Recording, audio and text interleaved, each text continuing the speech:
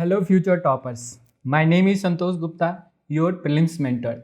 UPSC के इस साल के नए टॉपर्स आ चुके हैं और कल को आप भी टॉपर्स हो सकते हैं। और उन टॉपर्स से अगर एक चीज़ पूछा जाए कि प्रीलिम्स से कुछ दिन पहले उन्होंने क्या कहा, तो वो एक चीज़ कॉमन रहेंगे कि उन्होंने कंसिस्टेंसी मेंटेन किया, रिवीजन सही से किया एंड प्रैक्टिस टेस्ट उन्होंने सही से दिया एंड कुछ भी रैंडम उन्होंने नहीं किया। मैंने भी अपने सारे अटेम्प्ट्स, ऑल 6 अटेम्प्ट्स में 130 प्लस लाए हैं, अप टू 145 ऑल्सो, एंड सारे प्रीलिम्स क्वालिफाई किए। और मैं गारंटी के साथ कह सकता हूँ कि लास्ट का जो 15 डेज है उसमें आपका प्रिपरेशन ऑप्टिमम लेवल का होना चाहिए। और यही एक फेज़ है जो आपको एग्ज़ाम में क्वालिफाई करा सकता है एंड ऑल्सो नॉट क्वालिफाई करा सकता है। तो देखते हैं हम कि क्या 3 पिलर्स है हमारे प्रिपरेशन का। पहला जो मोस्ट एविडेंट है कि हमें रिवीजन करना है, static syllabus and current affair दोनों का। कुछ प्रैक्टिस टेस्ट हमें देना है, स्पेशली एट दिस स्टेज हमें फुल टेस्ट देना चाहिए, जहाँ पे हम सीख सकें कि वहाँ पे हम फुल पेपर को विद इन टाइम कैसे करेंगे। थर्ड है कि हमें कंसिस्टेंट रहना इन सब ये टाइम में, एंड ऑल्सो हमें कॉन्फिडेंट भी रहना होगा, because this 2C are the most important pillar of your preparation. So first pillar की बात करते हैं, रिवीजन, स्पेशली स्टैटिक सिलेबस का। नाउ अब वो दौर नहीं रहा, स्पेशली 2018 के बाद वो दौर नहीं रहा कि इंटायर पेपर करंट अफेयर पे बेस्ड होगा और लास्ट मोमेंट पे आप कोई कंपाइलेशन पढ़ लोगे करंट अफेयर का एंड उसी से प्रीलिम्स क्वालिफाई हो जाएगा। इवन अगर स्टैटिक सब्जेक्ट का बेसिक आइडिया है तो ऐसा नहीं हो सकता। अभी 75% जो वेटेज है वो स्टैटिक कंटेंट का है और वो बहुत सिंपल क्वेश्चंस नहीं है, you have to apply your mind. तो पहला चीज़ क्या होना चाहिए, हम करना चाहिए हमें अभी जो लास्ट 2 वीक्स है उसमें हमारे पास एक्सट्रीमली शॉर्ट कीवर्ड्स टाइप का नोट होना चाहिए।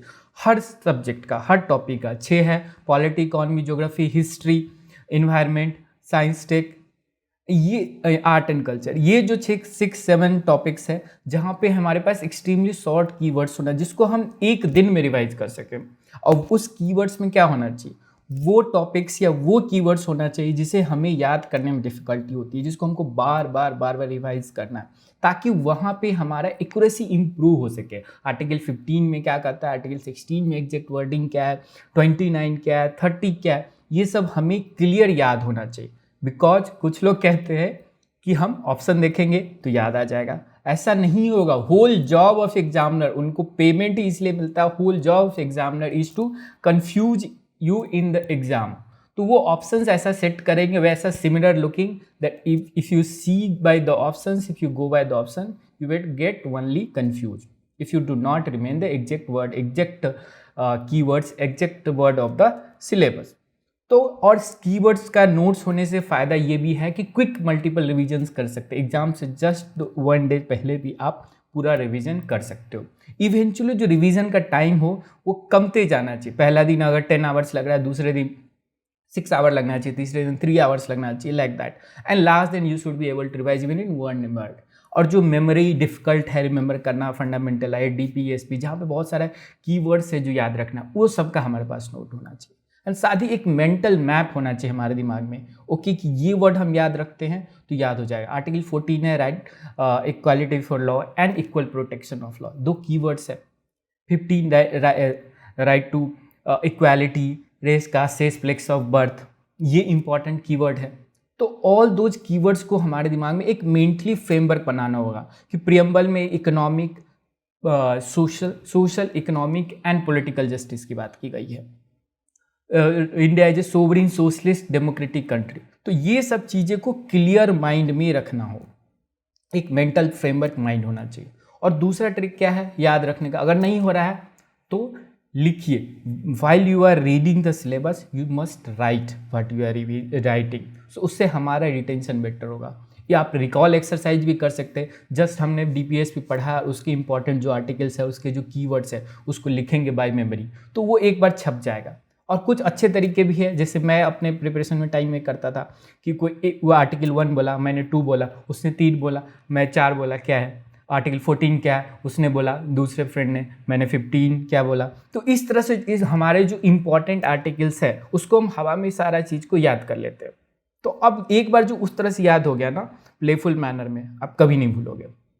और most important, be careful to not read the different material for the same topic. अभी मार्केट में बहुत सारा रिवीजन कंटेंट है, आपको अगर DPSP रिवाइज करना तो पहला जो सोर्स है वही इंपॉर्टेंट है, दूसरे सोर्स से नहीं करेंगे। Revision by definition is reading the same content again and again, not reading different content even it is for the same topic. तो ये चीज़ हमें नहीं करना है। बहुत सारे ट्रैप अभी मार्केट में, स्पेशली करंट अफेयर के लिए बहुत सारे नए नए सोर्सेस है, कंपाइलेशन है, बहुत सारे लॉन्ग वीडियोस है जो यूट्यूब पे 8 घंटे का वीडियो करंट अफेयर देखो, आज सारा कवर हो जाएगा। इससे नहीं होगा। Only thing you are getting is confuse, mind में एक बल्ज हो जाएगा to remember all the facts and nonsense. अब वो चीज़ कभी एग्जाम में नहीं आ रहा है। Repeatedly I am saying every year हम वही मिस्टेक कर रहे हैं कि मल्टीपल जो फैक्ट है, कोट्स है, वर्ड्स है, रिपोर्ट्स है, ये सब इंडेक्सेस है, उसको रट लेते हैं, एग्जाम में नहीं आते। कभी एक बार यूपीएससी ने कोई 2 रिपोर्ट के बारे में पूछा, एक इंडेक्स के बारे में पूछा, दे विल आस्क जो करंट में न्यूज़ है, 1 2 4 10 जो न्यूज़ में था, दैट यू कैन रिमेंबर। पर hundreds of thousands of schemes या न्यूज पे इंडेक्सेस या कंपाइलेशंस, उसको पढ़ने का कोई मतलब नहीं। ओरिजिनल जो करंट अफेयर का सोर्स है उसको करना, उसमें भी हमें सेम टाइप का प्रैक्टिस, कीवर्ड्स चाहिए। और करंट अफेयर 2 तरह का होगा अभी, एक जो एवरग्रीन टाइप करंट अफेयर है, ट्रांसजेंडर का इशू, नरेगा, MP लैग, इस तरह का आधा, इस पे जो क्वेश्चन आते हैं ये एवरग्रीन टाइप है। देख बिल आज भी 5 साल पहले भी पूछेंगे और 3 साल पहले भी आते थे। तो इन सबको हमको अच्छे से करना है। आइडेंटिफाई करो जो universal type of current affair है, एवरग्रीन है, उसको हम अच्छे से प्रिपेयर करें। उसका वर्ड्स को, नालसा एक्ट है, तो ये करंट अफेयर भी है, सब्जेक्ट का पार्ट भी है, CBC है, CBI, ये सब करंट अफेयर भी है और हमारे सिलेबस का भी पार्ट है। तो उसको हम अच्छे से प्रिपेयर करेंगे। उसका जो मेजर प्रोविजन है बुक से और करंट अफेयर में क्या दिया, उसको लिंक एंड इंटरलिंक करते हैं।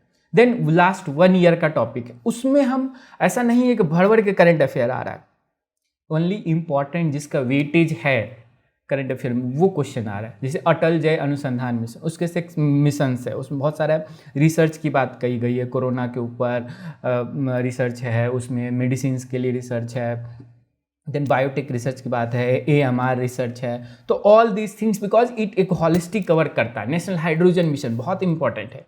तो ये सब चीज़ें लास्ट 1 ईयर का है जिसका पूछे जाने की संभावना बहुत इंपॉर्टेंट है। पर कोई रैंडम अल्फाबेटा स्कीम या कोई MOU साइन किया, दैट इज नॉट इंपॉर्टेंट। आप लास्ट 2-3 ईयर्स का पेपर देखो, they have not asked this kind of questions. वो इंपॉर्टेंट जहाँ पे आपका कंसेप्चुअल अंडरस्टैंडिंग चेक हो सके वो क्वेश्चंस पूछ रहे हैं। तो evergreen type and last 1 year का करंट अफेयर, उसमें you have to be selective so that you save time and focus more and more on the static part from there questions are coming. And इसमें हमें current affair को पढ़ते time we have to reflect upon it कि इस current affair का क्या significance है। Why UPSC will ask, unless there is something significance about the event, तभी वो पूछेंगे। और उसको हम स्टैटिक सिलेबस से लिंक करते रहेंगे, उसको रिफ्लेक्ट करते हैं, उसको linking and interlink. Her current affair का एक बेस स्टैटिक मटेरियल, उसको पकड़ने की कोशिश करेंगे, उससे हम उसको लिंक करेंगे। वेयर डज दैट फैक्ट लाई, उस फैक्ट को हम पकड़ेंगे। बिकॉज यूपीएससी करंट अफेयर के बारे में नहीं पूछेगा, but they will ask the basic material, जो स्टैटिक कंटेंट है उसके ऊपर क्वेश्चंस पूछेगा। अब वो we have to prepare them. उसको हम कैसे बेस्ट कर सकते हैं, बेसिकली हमें हिंट मिल रहा है ए पॉसिबल क्वेश्चंस का करंट अफेयर के थ्रू। हम देखते हैं इसको हम कैसे कर सकते हैं। Let's take an example. अभी 127 कॉन्स्टिट्यूशनल अमेंडमेंट बिल आया, तो they will not going to ask, I can guarantee you कि 127 कॉन्स्टिट्यूशनल अमेंडमेंट बिल नहीं आएगा क्वेश्चन इस पर, बट इससे रिलेटेड क्वेश्चन आएगा। इसके प्रोविजंस क्या है, though you should prepare 127। States have power to add communities. अब स्टेट को पावर दिया गया कि आप अपना ओबीसी लिस्ट बना सकते हैं in consultation with NCBC, national commission on backward classes. और ये उस कॉन्टेक्स्ट में आया जब बहुत सारे हाई कोर्ट ने बहुत सारे स्टेट्स में बैन कर रखा है कि वो नए कम्युनिटी, जैसे महाराष्ट्र में वो मराठा को ओबीसी बनाना चाहते थे, बट उन्होंने वहाँ के हाई कोर्ट ने अलाउ नहीं किया। सिमिलरली हरियाणा में हो गया एंड इवन आंध्र प्रदेश में, जहाँ पे हाई कोर्ट ने बैन कर रखी है, वहाँ पे रोक लगा रखी है वहाँ के लेजिस्लेशन में कि आप जो डोमिनेंट कास्ट है उनको ओबीसी स्टेटस नहीं दे सकते। इसकी वजह से क्या होगा, there is a restriction on state power. तो उसी को काउंटर करने के लिए 127th कॉन्स्टिट्यूशनल अमेंडमेंट लाया गया, that will give state power to add community to OBC list. तो यहाँ पे ये एक फैक्ट हो गया। देन हमें ओबीसी रिजर्वेशन के बारे में जानना होगा। Why? Because it is related to, तो यहाँ पे इंदिरा साहनी केस है, देन आर्टिकल 15(4) की बात हो रही है, आर्टिकल 16(4) की बात हो रही है, ओबीसी लिस्ट की बात हो रही है, एंड ओबीसी रिलेटेड जो कॉन्स्टिट्यूशनल बॉडी है एनसीबीसी, उसके बारे में भी जानना चाहिए। 103 अमेंडमेंट आया, एनसीबीसी का पावर पे इनहांस किया गया on the lines of national commission SC and ST. तो इम्पावर हो गया एनसीबीसी, जो है ओबीसी कम्युनिटी का ग्रीवांस भी सुन सकता है, उसको हैंडल कर सकता है, स्टेट को ऑर्डर दे सकता है। तो ऑल दिस पावर्स इंक्रीज हुआ, तो एनसीबीसी पे क्वेश्चन आएगा। देन जी रोहिणी कमीशन है, जो ओबीसी को बाइफरकेट, उसको सेग्रीगेट करने के लिए बनाया गया, उस पर क्वेश्चन आ सकता है। ओवरऑल रिजर्वेशन का जो आइडिया है उस पर क्वेश्चन आ सकता है। It is positive discrimination in favour of list advantage, जो एससी है, एसटी है, ओबीसी है, ये पॉजिटिव डिस्क्रिमिनेशन। देन कुछ स्टेट्स में महिला विमेन को भी रिजर्वेशन है, वो भी वीकर सेक्शन में आते हैं। तो ये सब आइडिया है बिहाइंड द रिजर्वेशन। उसके लिए इंदिरा सानवी केस, नागराज केस, ये सब उस पर क्वेश्चन यूपीएससी आ सकता है, बिकॉज ये रिजर्वेशन इशू न्यूज में है, तो इसीलिए वो they will ask something related to that. And if you only prepare 127th amendment पढ़ लिया एंड चुप हो गए, then you may not be able to answer that clearly. तो एक जो इंक्लूसिव एंड इगैलिटेरियन सोसाइटी का जो आइडिया है वो राइट टू इक्वालिटी उससे रिलेटेड है। उसी इक्वालिटी को फुलफिल करने के लिए हम ये पॉजिटिव रिजर्वेशन, पॉजिटिव डिस्क्रिमिनेशन देते हैं। तो अब हम यहाँ इक्वालिटी का कंसेप्ट, जो फंडामेंटल पॉलिटी का मोस्ट फंडामेंटल एस्पेक्ट है, वो इक्वालिटी का कंसेप्ट है, उसको समझने की कोशिश करना पड़ेगा। सोचिए 127 अमेंडमेंट से हम इक्वालिटी के कंसेप्ट को जोड़ रहे हैं। तो एक फॉर्मल इक्वालिटी कंसेप्ट है जो आर्टिकल 14 एंड 15 कहता है। तो 14 equality before law and equal protection of law, ये हो गया। फिर आर्टिकल 15 है no discrimination shall be based on race, caste, sex, place of birth. Similarly 16 में है पब्लिक एम्प्लॉयमेंट के बारे में। तो ये सब क्या है, पब्लिक फॉर्मल इक्वालिटी के मैकेनिज्म्स है कि कॉन्स्टिट्यूशन में दिया हुआ है कि भाई सब इक्वल है। बट ऐसा होता है क्या, रियलिटी में ऐसा नहीं होता, क्योंकि अगर कोई डिसएडवांटेज है, अनप्रिविलेज है, तो वो सेम बेनिफिट नहीं उठा पा रहा है politically and economically, socially.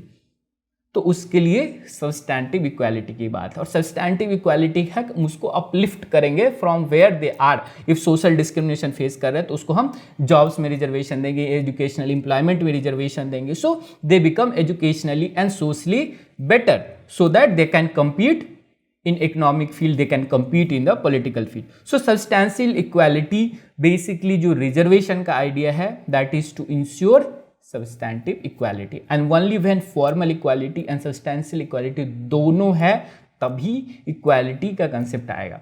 So OBC reservation is to ensure substantive equality for an inclusive society. तो ये सब आइडियाज है जिस पे क्वेश्चन आ सकता है। साथ ही आर्टिकल 15 पे क्वेश्चन आ सकता है। 15(1) क्या है, 15(2) क्या है। 15(1) no discrimination race, caste, sex. 15(2) no discrimination जो पब्लिक वेल्स एंड टेम्पल्स है उसमें एंट्री के लिए। 15(3) क्या है, स्पेशल मेजर्स ले सकते हैं फॉर वीमेन एंड चिल्ड्रन। 15(4) क्या है, SC ST एंड OBC को स्पेशल एजुकेशनल बेनिफिट दिया जा सकता है। 15(5) क्या है, OBC को एजुकेशनल इंस्टीट्यूशंस में रिजर्वेशन होगा। 15(6) क्या है, अभी इकोनॉमिक बेसिस पर जो रिजर्वेशन आया, तो रिजर्वेशन का आइडिया भी चेंज हो रहा है। EWS जो है इकोनॉमिक वीकर सेक्शन, उसको इकोनॉमिक बेसिस पे दिया गया। अर्लियर ये सोशल एंड एजुकेशनल बैकवर्डनेस के क्राइटेरिया पे था। तो ऑल 15 का पार्ट हमें याद होना चाहिए। सिमिलरली 16 का, ये मोस्ट इंपॉर्टेंट है जो हमेशा न्यूज में रहता है। आर्टिकल 19 का 1A B C D क्या है, तो यहाँ पे हमें प्रिसीजन चाहिए कि ज़्यादा प्रिसीजन होगा, जितना अच्छे से याद होगा उतना हम बेटर परफॉर्म करेंगे। तो सेकेंड पिलर है हमारा प्रैक्टिस टेस्ट का। इससे हमारा इंश्योर होता है कि वेदर हम सही रास्ते पे जा रहे हैं, वेदर वी आर लर्निंग और नॉट, उससे हम कितना बेनिफिट। तो प्रैक्टिस टेस्ट सिर्फ देकर के क्वेश्चन फेंक देने का नहीं है, उसके एक्सप्लेनेशन को पढ़ के हमको सीखने की जरूरत है। और सबसे इंपॉर्टेंट कि हम मिस्टेक कैसे नहीं करें, कितना क्वेश्चन अटेम्प्ट करते हो, वो मैटर नहीं करता एग्ज़ाम में। मैटर ये करता है कि आप कितना पॉजिटिव और कितना निगेटिव करते हैं। अगर 65 से किया 30 गलत, कभी सिलेक्शन नहीं होगा। 70 सही किया 25 गलत, then there is a chance. 70 सही किया और 15 गलत किया, या 60 भी सही किया और 15 गलत है, तो 75 अटेम्प्ट करने से भी सिलेक्शन हो सकता है। और ये हमारा मिस्टेक है जो अच्छों को रेस से बाहर कर देता है। तो पहला क्या है, मिस्टेक्स को हमें अवॉइड करना है। प्रैक्टिस टेस्ट में हमें यही सीखना है, फुल टेस्ट हो या पार्ट टेस्ट हो। एक 1 मिनट का रूल मैं बोलता हूँ कि क्वेश्चन को अच्छे से 1 मिनट टाइम देके आप पढ़िए, स्टेटमेंट को, क्वेश्चन को, एंड देन ओनली आंसर कीजिए। 3 स्टेप प्रोसेस। हर क्वेश्चन को पहले एक प्राइमरी फेसिया देखिए आंसर क्या है। सेकेंड स्टेप में हम देखेंगे कि जो स्टेटमेंट हमने ईच स्टेटमेंट को पढ़े और वेदर हम कोई फैक्ट या कंसेप्ट से रिलेट कर पा रहे हैं कि नहीं, हम जो पढ़े वो। ये प्रैक्टिस टाइम की बात है और इन एग्जाम ये माइंड में होते रहना चाहिए प्रोसेस। और थर्ड स्टेप में हम ट्राई टू एलिमिनेट करेंगे। अगर कंसेप्ट हमको समझ में नहीं आ रहा है या फैक्ट याद नहीं है तो कुछ देखेंगे कि एक्सट्रीम स्टेटमेंट है या जो एलिमिनेशंस का रूल्स है, ऑलरेडी बहुत सारे वीडियो है इसके ऊपर, उससे देखेंगे। और इफेक्टिव रिवीजन बहुत जरूरी है। जैसे मैंने कहा कि 15 एंड 16 जैसे उसको हम क्लियरली याद है कि नहीं, हमें कितना प्रिसीजन है, उसी से हमारा एक्यूरेसी इंप्रूव होगा। और लास्टली जो हमें साइंस ऑफ डिडक्शन को सीखना है। आंसर करना जो है इज ए पर्पस नहीं है। UPSC that they want to है कि बेटा तुम आंसर तक पहुंच पाते हैं कि नहीं। मोस्ट ऑफ द टाइम क्या होता है कि हमें वो टॉपिक का आइडिया होता है जो क्वेश्चंस आया, बट हम आंसर तक नहीं पहुंच पाते क्योंकि क्वेश्चंस का इंटेलिजेंट फ्रेमिंग होता है। तो आर्ट ऑफ और साइंस ऑफ डिडक्शन हमें सीखना है। एंड लास्ट में हमें अपना मिस्टेक्स को भी एनालाइज करना, वेदर सिली मिस्टेक था, फैक्चुअल था, कंसेप्चुअल मिस्टेक हो गया या हम एलिमिनेट नहीं कर पाए, तो वो हम हर क्वेश्चंस को एनालाइज करेंगे जो भी मिस्टेक हुआ उसको। बिकॉज नंबर ऑफ अटेम्प्ट या पॉजिटिव आपको क्वालिफाई नहीं कर पाएगा, तो निगेटिव से आप क्वालिफाई करोगे और वो कम से कम होना चाहिए। प्रीलिम्स का game is all about how you manage your negative. तो उसको हम मिस्टेक को एनालाइज करेंगे। सिली मिस्टेक कहते हैं बहुत सारे लोग हो रहा है, उसके एनालाइज करने का सबसे बेस्ट तरीका है ये 1 minute rule and 3 step process. और इस पर एक डिटेल वीडियो भी है सीरीज डेली के चैनल पे जो आप देख सकते हैं मेरे द्वारा। नाउ हम थर्ड पिलर की बात करेंगे। लास्ट में सबसे ज़्यादा जो मैटर करता है वो कंसिस्टेंसी है एंड कॉन्फिडेंस। अगर आप रिवीजन सही हो रहा है 60% टाइम अभी हम स्टैटिक कंटेंट के रिवीजन के लिए देंगे तो हमारा प्रिसीजन आएगा। 20% हम करंट अफेयर के देंगे। Full test and part test को कंसिस्टेंटली देंगे और पार्ट टेस्ट हमारे मिस्टेक को कोशिश करना है कि लेस देन 15 होगा। कंसिस्टेंसी इन फुल मेंथ मतलब क्या होना चाहिए, ये नहीं कि एक इंस्टीट्यूट का पेपर दिया 120 लाया, एक इंस्टीट्यूट का पेपर दिया 99 आया, दूसरे जगह पेपर दिया तो 90 आ गया। हमें एटलीस्ट इंश्योर करना है प्रीलिम्स में सक्सेस तब होगा जब एटलीस्ट 6 कंटिन्यूअस फुल टेस्ट में हमारा स्कोर 120 प्लस हो और मिस्टेक्स लेस देन 15 हो, then only you would be call consistent. और इसी के लिए वर्क करना। नेक्स्ट 15 डे जो है हमें फुल टेस्ट से वर्क करके ही करना, अपने मिस्टेक को कम से कम रखना है। जो मिस्टेक्स है सिली मिस्टेक या कंसेप्चुअल या फैक्चुअल, अगर फैक्चुअल हो रहा है if you do not know anything just leave that question. There will be 4 5 6 7 question जो कोई आइडिया नहीं होगा, उसको best is to leave them. अगर हम उसको टच करते हैं, अटेम्प्ट करते हैं तो ये जो है हमारा मिस्टेक होता है। तो finally revision, practice and consistency should boost your confidence और यही कॉन्फिडेंस लेकर के एग्जाम में जाना। And you can see also कुछ है, एक स्टूडेंट है मेरा जो सुपर 25 के अंदर, she was doing like 60 correct 35 incorrect, 65 correct 30 incorrect, but eventually ये सब टेक्निक, ये सब चीज़ें लर्न करके she has brought down to mistake to up to 15 and उस even is lesser than that. And now you can see how much score she will get. You have to compensate for 5 question only and then 61 will be correct and so that will be 122. You will safely qualify prelims and it will boost your confidence also and you might even get 140. So हमें यही करना, last 15 days में we learn to be consistent and finally that will make us confident. So last में confidence के लिए और हम क्या, it is basically about our mind set. अगर पैनिक कर रहे हो, ये कर रहे हो, that is not good. We have to be very confident in our mind that जो भी क्वेश्चंस आएगा that is will be within our syllabus only. जो हम पढ़ रखे उसी से क्वेश्चंस आएगा and that is true also. 95% question जो होगा, 95 क्वेश्चन वही से आते हैं, that we already know. And वहाँ पे हम इनकन्सिस्टेंसी या लो कॉन्फिडेंस या फिर लैक ऑफ प्रैक्टिस या लैक ऑफ हड़बड़ी की वजह से या सिली मिस्टेक की वजह से या फैक्ट को सही से नहीं पढ़ने की वजह से वहाँ मिस्टेक कर देते हैं। कुछ लोग हैं जो इम्बैलेंस नंबर क्वेश्चन करते हैं 95 कर लिया 97 कर लिया, वो नहीं है। You have to learn, find your balance. 85 पे भी क्वालिफाई कर सकते हैं, 70 किया 15 इनकरेक्ट, 90 पे भी कर सकते हैं 70 करेक्ट 20 इनकरेक्ट, और 95 पे भी क्वालिफाई कर सकते हैं 75 करेक्ट एंड 20 इनकरेक्ट। बट अगर 95 किया 60 सही है 35 इनकरेक्ट, देन कोई चांस नहीं है। और ये पॉजिटिव अफर्मेशन हमेशा होना चाहिए। What ever I have read, I know that, I will remember that, and if questions comes from that, I should not be missing that. I should be able to understand that. If you have that confidence, most of the silly mistakes will go away itself, and your score at least 5 questions you will make more correct that normally you do if you have that kind of confidence. And yahi chahiye, and that is the fact itself. UPSC is going to ask question from the syllabus itself. हमारा job है कि उस syllabus को ढंग से याद रखें, उसमें हम प्रिसीजन लाए। What ever you know, history में कितने वॉर्स हुए, जो ट्राइबल मूवमेंट्स हुए, जो अदर मूवमेंट्स है, उसमें हम फैक्चुअली कितना इंपॉर्टेंट है, जो फैक्ट है वो उसमें हम कितना इंपॉर्टेंट है, और कंसेप्ट को कैसे लिंक कर पाते हैं। सो अभी 15 डेज में our job is to able to link the concept overall, and then only हम उस चीज़ को बढ़िया से एग्जाम में जब फैक्ट याद रहेगा, कंसेप्ट को लिंक कर पा रहे हैं, और लर्निंग भी हो रहा है कि हम चीज़ों को कैसे एलिमिनेट करें। I will suggest also to at least 5 years जो लास्ट पेपर है उसको बढ़िया से analysis each question and try to learn how you could have solve the question through elimination. जो भी टॉपर्स, जो भी लोग एलिमिनेशन का स्ट्रेटेजी आपको बता रहे हैं, they have all got from them only, and this is post facto analysis only, and anybody can do. And अगर आप अपने से करोगे, खुद से करोगे, तो that will be more helpful rather than किसी ने कहा कि ओके ये ट्रिक लगा लो, ये ट्रिक लगा लो। एग्जाम में वही काम करेगा जो आपने खुद से सोचा है।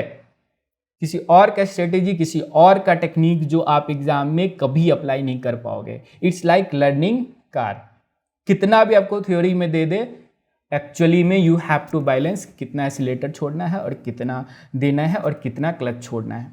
ये एक्चुअली जब रोड पे चलाओगे, जब एग्जाम में दोगे, जब प्रैक्टिस करोगे और एग्जाम में दोगे, तो खुद से ही बैलेंस करना पड़ेगा। कैसे भीड़ में जो है सिर्फ क्लच और ब्रेक से गाड़ी चलाएंगे, एक्सीलरेटर दबाने की जरूरत नहीं है। ये सब चीज़ें जो है, जो एग्जाम हम कितना क्वेश्चन करेंगे, कितना करेक्ट करेंगे, कितना इनकरेक्ट करेंगे, और कहाँ पे किस टाइप के क्वेश्चन में किस तरह का एलिमिनेशन स्ट्रैटेजी काम करेगा, that you have to learn from the previous years question only and apply in to practice test, part test and full test, and also in actual exam. So I will say keep revising, keep giving practice test, keep giving full test, ensure consistency, and eventually ensure confidence and qualify the exam. All that go well, that ends well. Thank you for watching. Subscribe to our YouTube channel and press the bell icon on the YouTube app and never miss another update from Civil's Daily.